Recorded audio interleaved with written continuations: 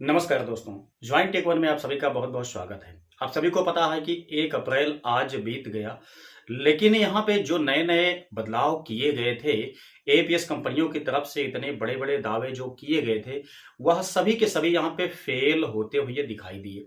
काफी ज्यादा एपीएस संचालकों में भय बना हुआ था 2FA यानी कि टू फैक्टर ऑथेंटिकेशन में कटने वाले चार्ज को लेकर के। वहीं दोस्तों यहाँ पे जो L0 टाइप की डिवाइस है उसे भी यहाँ पे बैन होने का काफी ज्यादा आदेश किया गया था, किसमें, पेनियर बाय एप्लीकेशन में। ठीक है, लेकिन सभी के सभी यहाँ पे बिल्कुल झलावा साबित हुए। यहाँ पे टू फैक्टर ऑथेंटिकेशन की बात किया जाए, बिल्कुल नहीं कटा। एक भी डिवाइस में एक भी ट्रांजैक्शन के टाइम यानी किसी भी रिटेलर के पास ऐसा चीज देखने को नहीं मिला। तो ये तो बिल्कुल गलत साबित हो गया। हालांकि यहाँ पे आज गलत साबित हुआ है, हम ये नहीं कह सकते हैं कि ये बिल्कुल भी लागू नहीं होगा। दोस्तों आप सभी को पता है कि आज जो है 1 अप्रैल है, जो कि फाइनेंशियल ईयर का प्रथम दिन है। यानी कि एक हिसाब से देखा जाए तो न्यू ईयर आपका स्टार्ट होता है फाइनेंशियल का। ठीक है, तो आज के दिन यहाँ पे ये लागू नहीं हुआ।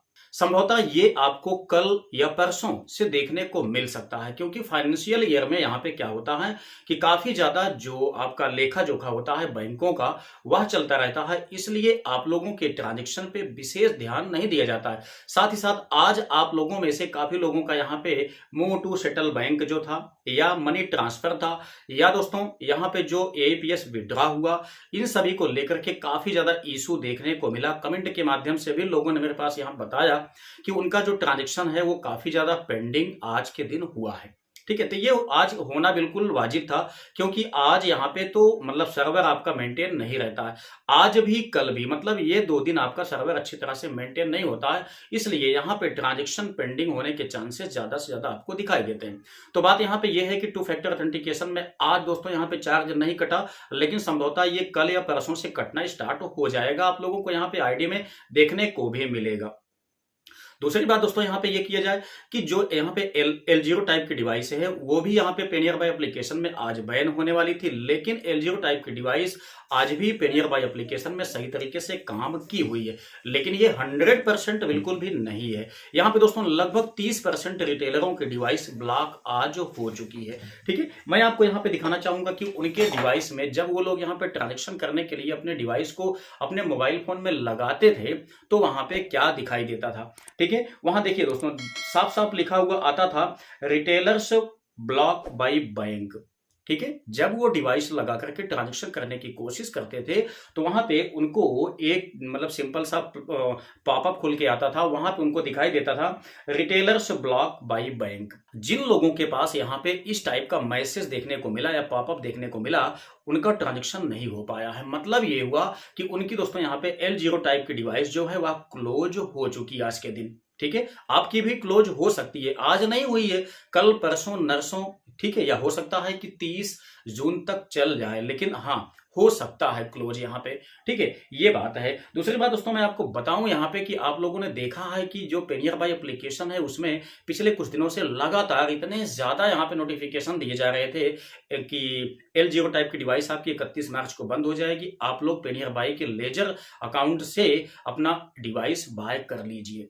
ठीक है, मतलब एपीएस कंपनियां अपने डिवाइस को बेचने में भी बहुत ज्यादा लगी हुई हैं। ठीक है, यही मैं आपको बताऊं, इजी पे, अभी आप यहाँ पे देखिए स्क्रीनशॉट मैं आपको दिखाता हूं। इजी पे जो है यहाँ पे बहुत ज्यादा बड़े पैमाने पे अपने डिवाइस को बेचने पे लगा हुआ है।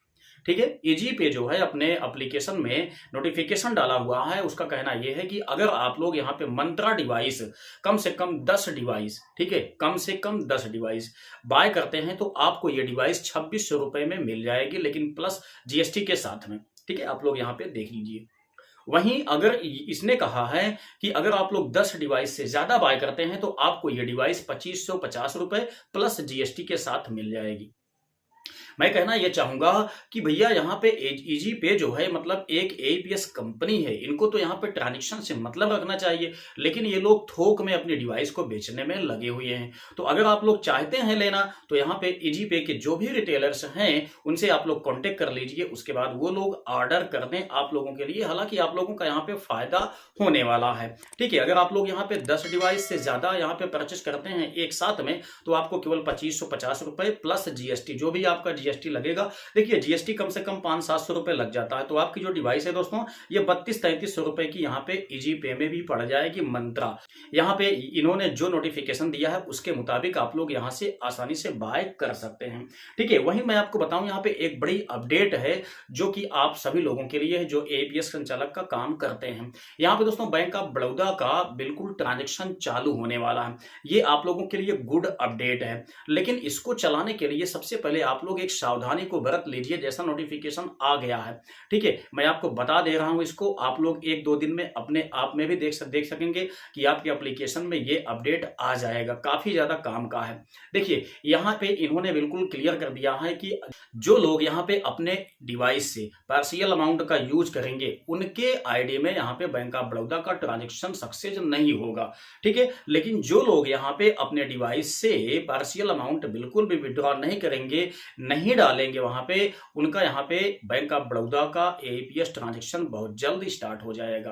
तो मैं आप लोगों से कहना चाहूंगा कि अगर आप लोग यहाँ पे L1 टाइप की डिवाइस को बाय कर चुके हैं या करने वाले हैं तो आप लोग इस चीज को बिल्कुल भी ध्यान दीजिएगा कि पार्शियल अमाउंट बिल्कुल भी उसमें डालिएगा मत। मतलब ये कि आप लोग किसी भी कस्टमर का जब विड्रॉ करेंगे तो वहां पे 50 रुपए, 10, 20, 50 कुछ भी मत डालिएगा। ठीक है, वहां पे केवल दोस्तों आप लोग 100 के मल्टीपल में ही विड्रॉ कीजिएगा। ठीक है, नहीं तो आपकी ये वाली डिवाइस भी बेकार हो जाएगी। बैंक ऑफ बड़ौदा का ट्रांजेक्शन आप लोग नहीं कर पाएंगे। ठीक है, बैंक ऑफ बड़ौदा बहुत जल्द यहाँ पे अपना जो ट्रांजेक्शन है वह ओपन करने वाला है, तो आप लोगों का काफी ज्यादा यहाँ पे फायदा होगा। तो आप लोग इसको विशेष ध्यान देंगे कि L1 टाइप की जो डिवाइस आप नई बाय करेंगे उसमें दोस्तों बिल्कुल भी पार्शियल अमाउंट बिल्कुल मत डालिएगा। ठीक है, चाहे आपको कमीशन एक्स्ट्रा मिले या ना मिले, आप इसको विशेष ध्यान देंगे। यहाँ पे मैं एक विशेष बात आप लोगों से कहना चाहूंगा कि यहाँ पे जो दोस्तों जो एपीएस कंपनियां हैं वो एक अजीब तरीके का मजाक हम लोगों के साथ कर रही हैं।